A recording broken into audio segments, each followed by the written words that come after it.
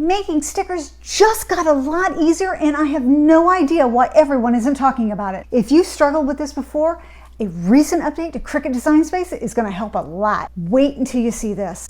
I've been making stickers with my Cricut machines since I got my first maker in 2019, but Cricut recently updated Design Space and things are different. Things have moved around and people are confused and frustrated. That's what drove me to make this video. I'm going to show you how to use the latest version of Cricut Design Space to make stickers. First, if you're new to making stickers, let's start by talking about two different types, die cut and kiss cut. Die cut stickers cut all the way through the sticker paper and backing, so each sticker is completely separate. These are great for handing out individual stickers, packaging, or even selling them. Kiss cut stickers, on the other hand, cut only through the sticker layer, leaving the backing intact. The stickers peel off a larger sheet. These are perfect for sticker sheets, planners, or grouped designs. Now, when you open the software, you land on the Home tab. And on the Home tab, they have all of these different template options for you. Blank canvas, vinyl decal, iron-on t-shirt, folded cards, cardstock cutout, insert card, and stickers and labels. This is the one we're going to work with. But there's another way to navigate to these templates, and that's under New Project in the top right. When I click that, I get a drop-down of the exact same templates I just pointed out to you. So we're going to go ahead and click on Stickers and Labels.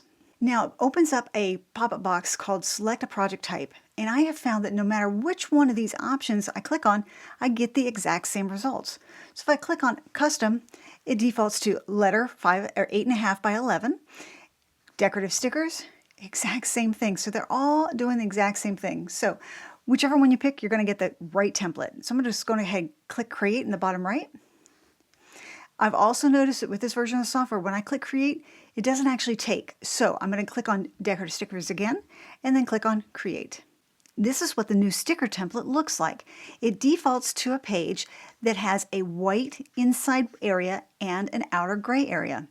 The white area represents the amount of space you have on an 8.5 by 11 sheet of paper to create your stickers. So your images, your text, whatever your stickers are, they have to fall within the white area. Anything that exceeds the white area is not going to cut. Let me show you how to use this sticker template by showing you how to make a sticker from an image in Cricut's image library, one from text, and I'll upload an image and make a sticker of it. Let's start off by making a sticker out of an image in Cricut's image library.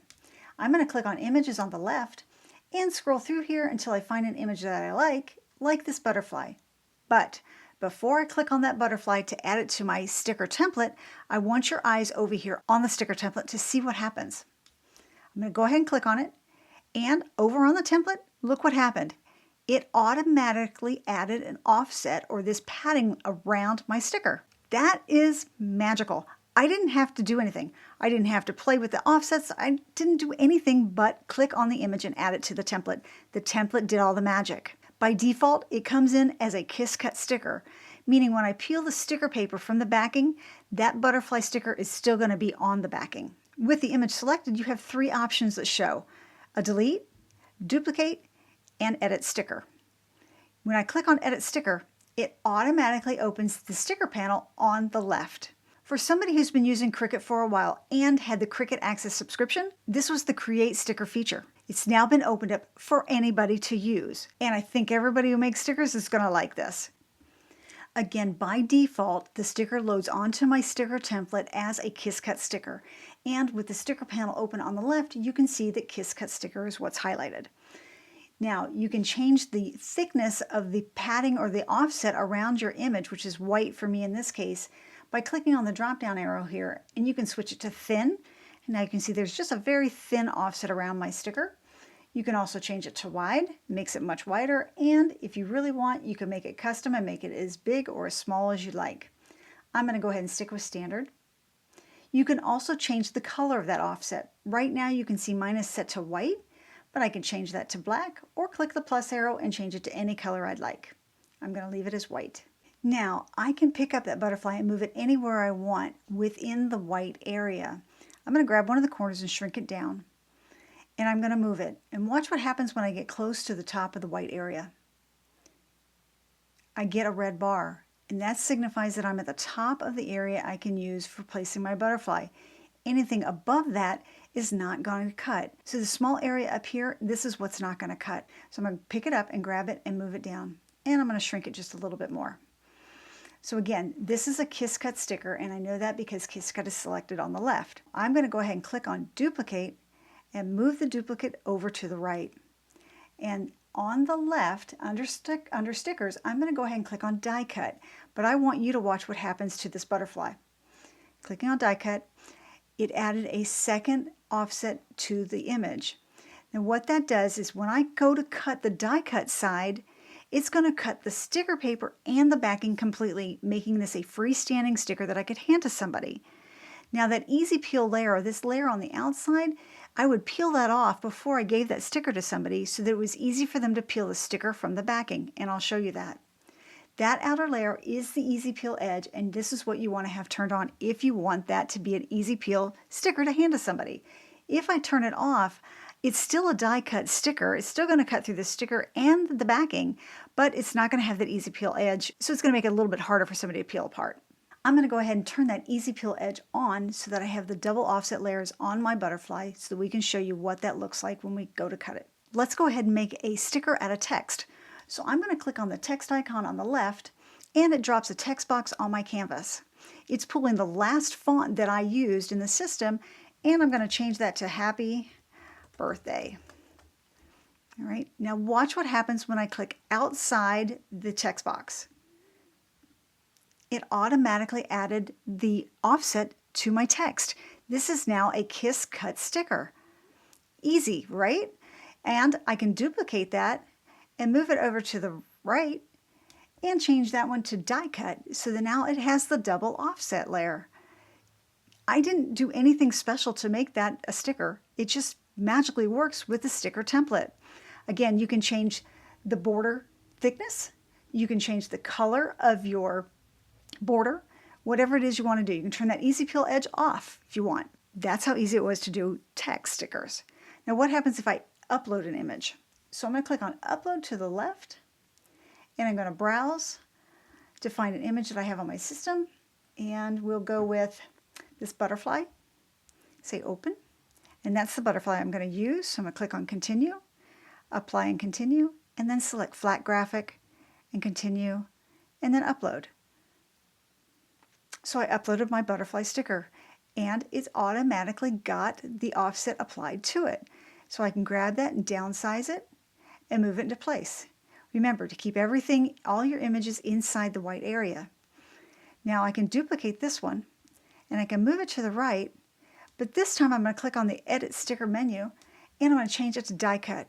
It has the double edge offset, but I'm going to turn Easy Peel off on this one because I want to show you what happens when you don't have the double offsets. We made stickers out of a butterfly in Cricut's image library. We created text and made a sticker out of that, and we uploaded a butterfly image and made a sticker out of it as well.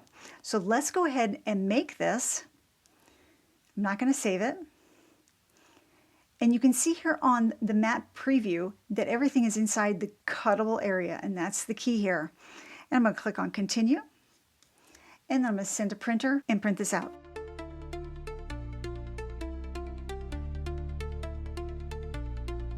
As far as material is concerned, I'm going to use this printable sticker paper white for my setting.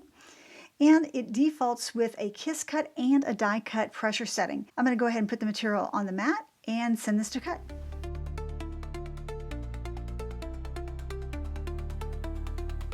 Now that my stickers are cut, I'm just simply going to remove the sticker layer from the backing. And then I'm going to peel up the backing from the mat. This will show you the difference between Kiss Cut and Die Cut. The stickers left on the backing are my Kiss Cut stickers and easy to remove from the backing. The ones left on the mat are my Die Cut stickers. And remember, the top two had the easy peel layers and the bottom one did not. For the two stickers that had the easy peel, I simply use my weeding tool to pick at the outer edge to peel it off to reveal that the sticker has enough backing to easily remove the sticker from it.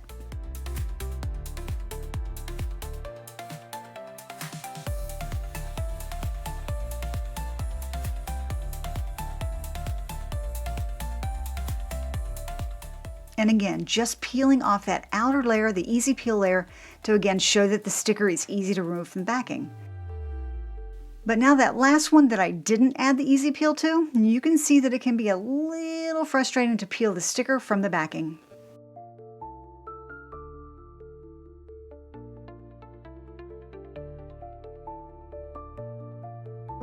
It doesn't matter whether you use an image inside Cricut's image library or text or upload your own image.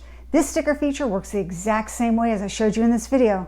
Just know that the only thing you have to pay for are Cricut Access only images.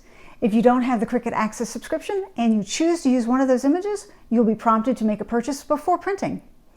I don't know about you, but I'm going to be making a lot more stickers with this new feature. If you have any questions, let me know in the comments. And don't forget to hit that subscribe button and turn on notifications for new videos. Thanks for watching and happy crafting!